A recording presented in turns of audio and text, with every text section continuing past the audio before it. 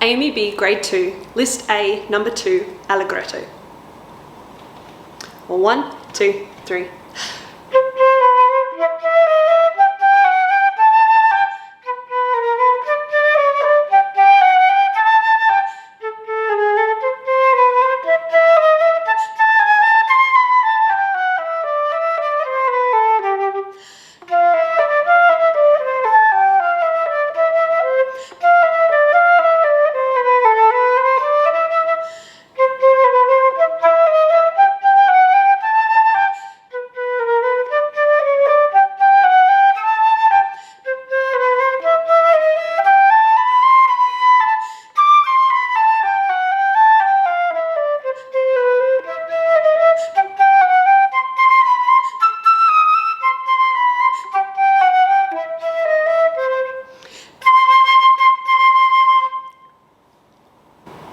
So this piece is written by Giuseppe Garibaldi, who is an Italian flautist and composer. He was born in 1833 and he died in 1905, which means that he belonged to the Romantic period.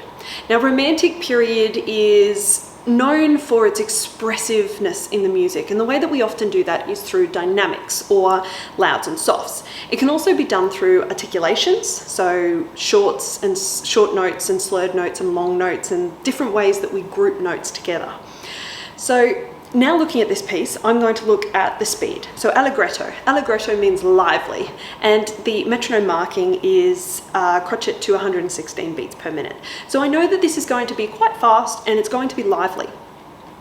And because it's an allegretto, I probably also want it to be a little bit light as well. So it's not dark, it's not heavy. It's going to be light, lively, happy, a little bit fast and fun. Okay, so that's what I've discovered so far, just by looking at the first third of the paper. Now getting into the music. So I'm looking at the piece and I can see that there are no sharps or flats in the key signature. And looking at the last note, we're finishing on a C. So my guess is this piece is probably going to be in C major.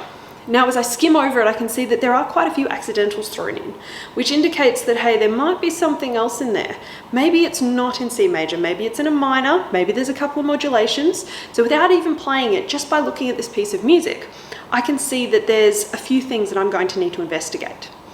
Okay, now starting at the beginning, it starts at a piano, which means softly, and then the next word written next to that is dolce, which means sweetly. Now continuing on, I can see that there's a crescendo.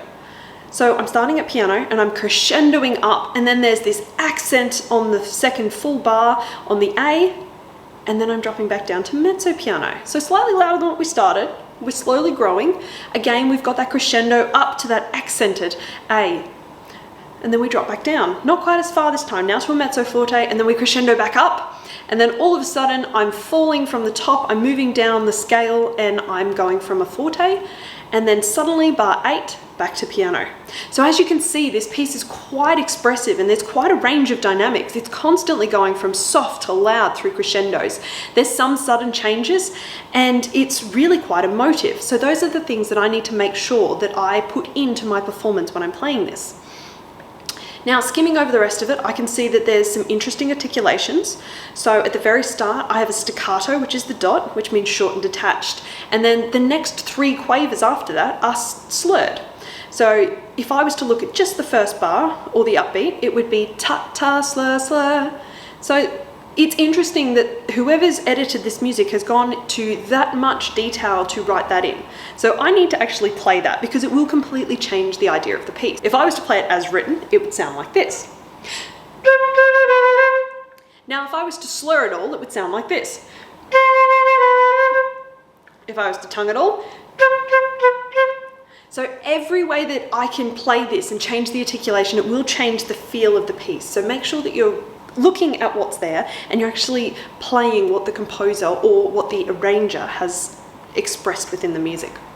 Now I can scan through the rest of the music. There's a lot more dynamics. There's some longer slurred passages. And then all of a sudden I'm getting to bar 20 and there's this funky little staff just above my written staff. Now what does that mean? Now an Ossia is basically an alternate passage. So underneath you have the passage, which I played just before, or if you find that you're really running out of breath and you need more air, you can actually drop the second quaver in that bar and take a breath. So instead of sounding like, would sound like this.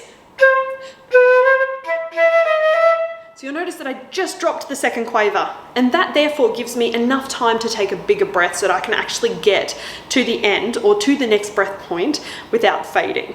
So it's quite important, and it's a really good thing to have up your sleeve if you need that.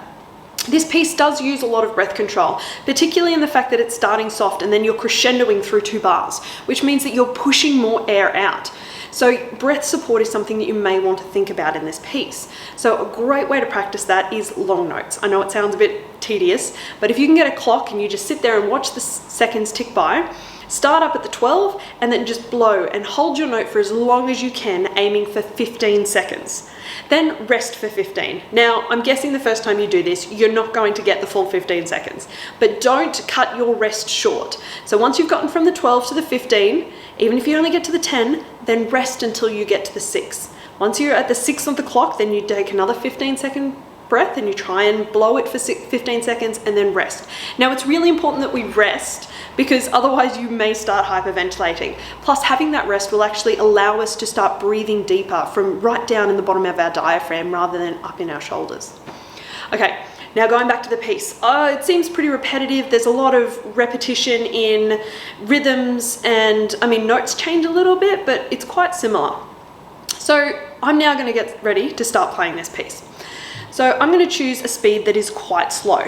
I can't play it at 1/16 the first time that I've ever played this, so I'm going to drop it down. And you know what? I'm going to start with 80 and see, with my metronome, what that is actually like.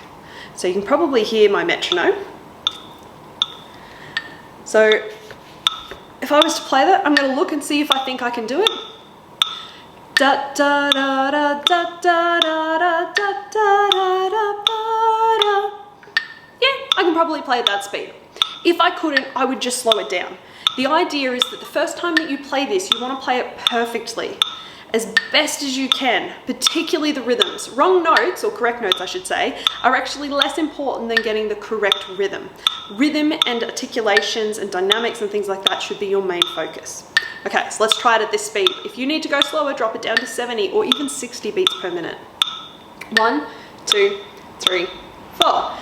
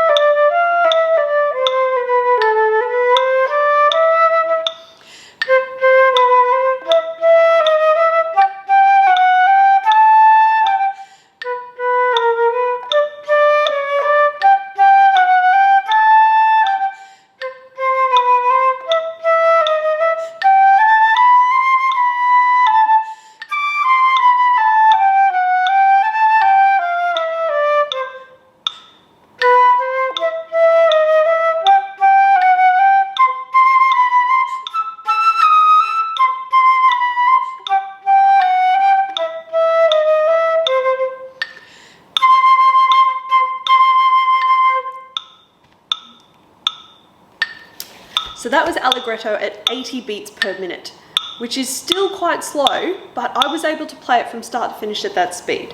Now, chances are the first time you pick this piece up, you're not going to be able to play it from start to finish. I wouldn't expect you to be able to. However, it is a great idea to start slow and then pick out the tricky bits. Now, scanning over this, I can guess that, hey, once we've got the first couple of bars down, they're going to be a little bit tricky because of all those accidentals, but the next challenging bar is probably going to be bar 6, where we're suddenly going down from that high C.